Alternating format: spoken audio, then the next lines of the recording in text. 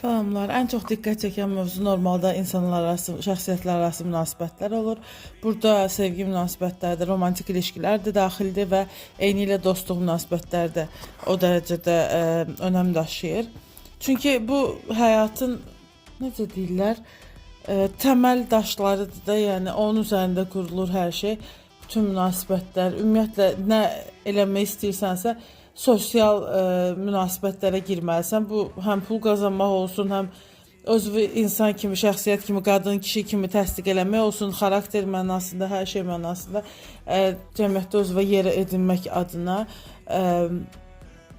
Yəni münasibətlərin əgər normal deyilsə heç bir işin düzgün gətirmir. Bəlli cəmiyyətlər var ki, orada fərd olaraq məndən daha çox ümumilik önəmlidir. Biz kültürü ilə yaşayırlar. Biz də o cəmiyyətlərdən biriyik.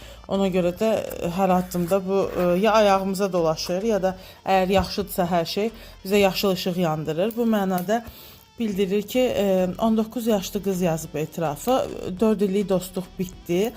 Sonra mən birdən lazımsız və önəmsiz oldum.